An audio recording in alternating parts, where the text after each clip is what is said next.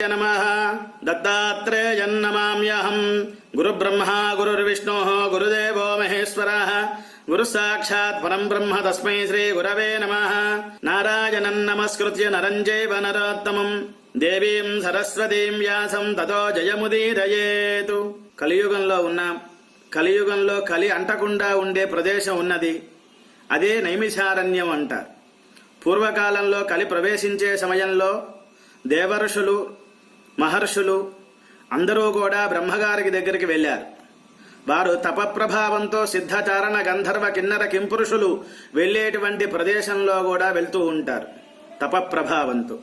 అటువంటి ఋషులందరూ కూడా బ్రహ్మలోకానికి వెళ్ళి, అయ్యా రాబోయేటువంటి కలి ప్రభావం ఎక్కువ అవుతోంది, కలిదోషం తొలగటానికి సులభమైనటువంటి మార్గం స్థలం ఏమైనా ఉన్నదా అడిగారు.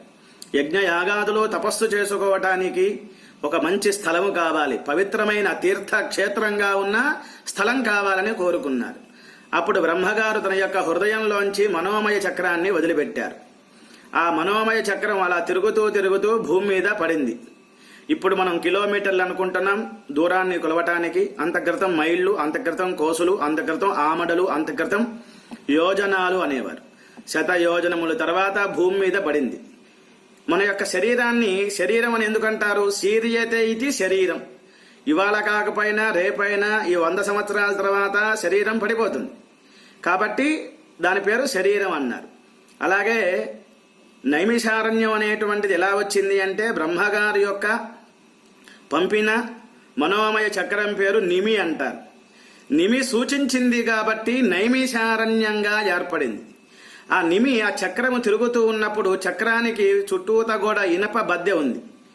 మనకి ఎడ్ల బండికి కూడా చక్రానికి ఇనుము సంబంధమైనటువంటి బద్దె ఉంటుంది కదా, ఆ విధంగా 1000 యోజనముల తర్వాత భూమి మీద పడింది. ఆ ఇనుప ముక్కలన్నీ కూడా పగిలిపోయినాయి, భూమిలోకి వెళ్ళిపోయినాయి. ఆ పాతాళ లోకంలో ఉన్న గంగంతా కూడా పైకి వచ్చింది. అక్కడ చక్రతీర్థం ఉంది.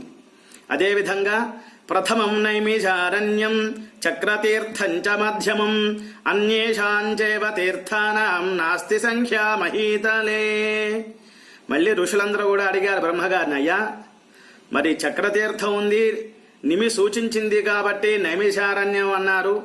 దండకారణ్య, చంపకారణ్య, గుహారణ్య, దేవ, దారు, ఇక్షు, కదలిక అరణ్యాలు చాలా ఉన్నాయి. దానిలో నైమిషారణ్యం చాలా విశేషమైనది.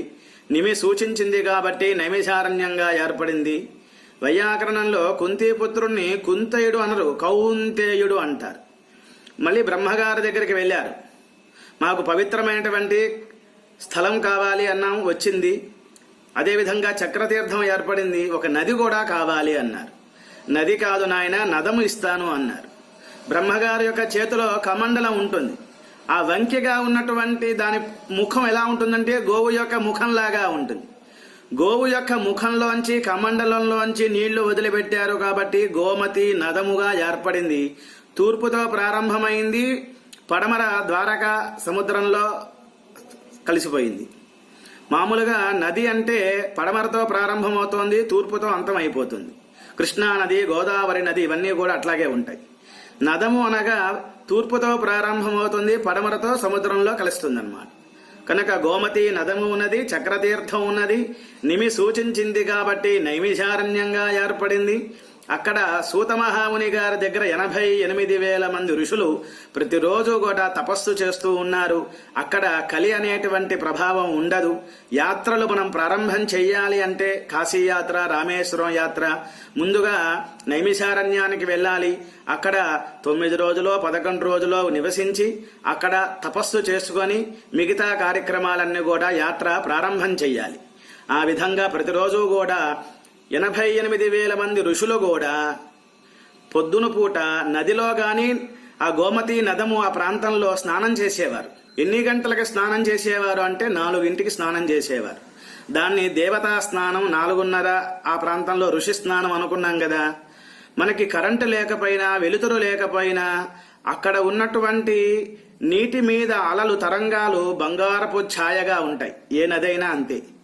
హిరణ్య శృంగం వరుణం తీర్థం మే అని ఒక మంత్రం ఉంది. అంటే ఆ సమయంలో బంగారపు ఛాయ, బంగారపు సంబంధమైనటువంటి నీటికి అంటి ఉంటుంది.